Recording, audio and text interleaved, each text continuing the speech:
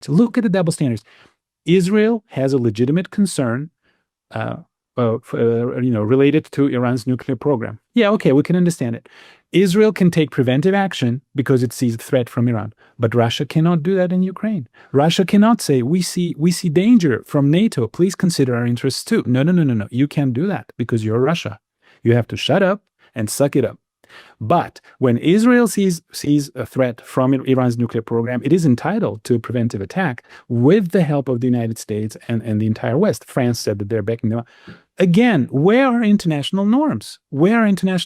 So one state can think about its future and see future threats and take action, which we kind of can understand in certain conditions. But another state for 25 years, 30 years has been telling you that it's very concerned with this. Please don't do this. This is threatening us. No, it doesn't matter. So in one case, it's legitimate to have concerns about your future and see a threat from your neighbors. In another case, it's not. In one case, it's legitimate to take preventive action. In another case, it's not.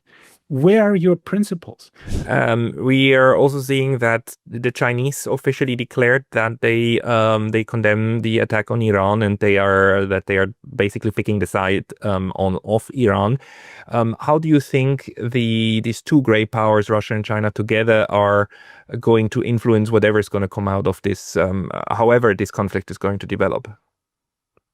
Well, to speak to your question, from what I understand, there have been some airplanes heading for Iran from China. It's possible that it's just an allegation. It's possible that it's just rumor. But apparently China was providing some military assistance to Iran, some technical assistance to Iran. Of course, China was not going to get involved militarily, but some assistance was possible. They have a pretty good relationship with Iran. Now, what we need to understand is that this conflict, we now have two major conflicts in the world with great powers getting involved to various degree. This is like 1910s or 1930s. A lot of people have been saying World War III. It's become commonplace to say that. But really, if you look at what's happening, we're moving closer and closer to a major international conflict. The only thing missing is now China. If China got involved in a major conflict, let's say over Taiwan, or moved closer to Russia and forged a closer military alliance with Russia, then we have a classic World War situation where we have two alliances of great powers and we have several conflicts in which they are involved and they have rigid alliances formed between them. So the Middle East could play the same role that the Balkans played in 1910s. And you remember the road to World War I was paved by the Italian invasion of Libya in 1911 and the Balkan Wars of 1912, 1913, because they basically demonstrated to the world that it's possible to solve problems by brute force. And then, of course, that escalated to the Balkan War, and then the reinsurance treaty was canceled with Russia, and Russia drifted towards France, and we had two alliances. The same thing happened during World War II. The Spanish Civil War was an interesting event preceding World War II. Again, the great powers were showing their muscles and trying, checking each other out. But this could be another instance. We now have two major conflicts. We have a huge conflict in Ukraine. This is not Vietnam. This is not Korea. This is not Afghanistan. This is 40 times.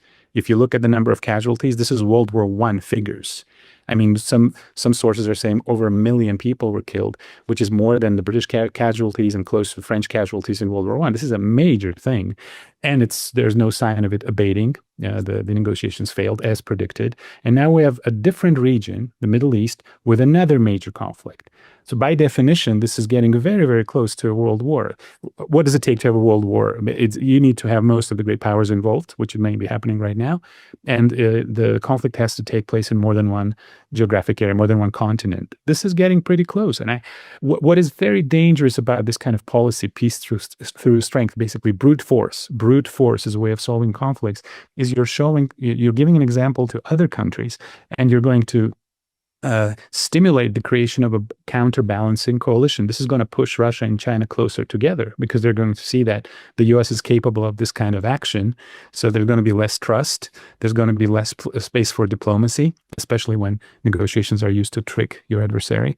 Russia and China may move closer towards forming an alliance, and there you have it. You have two alliances, just like World War I and World War II.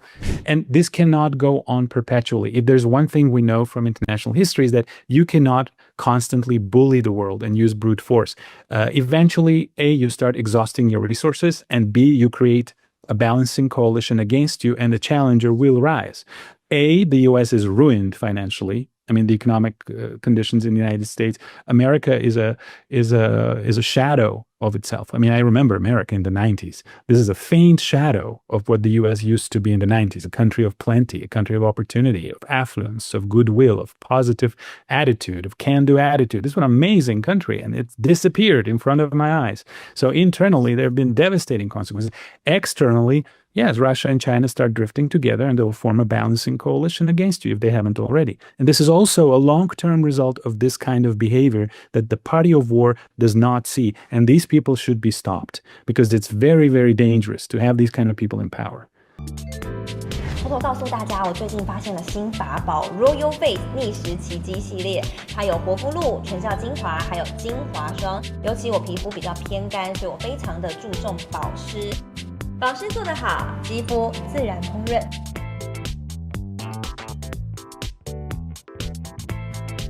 提亮肤色更年轻，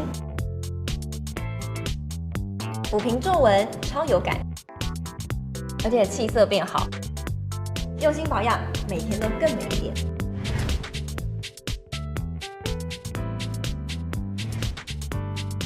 美吧。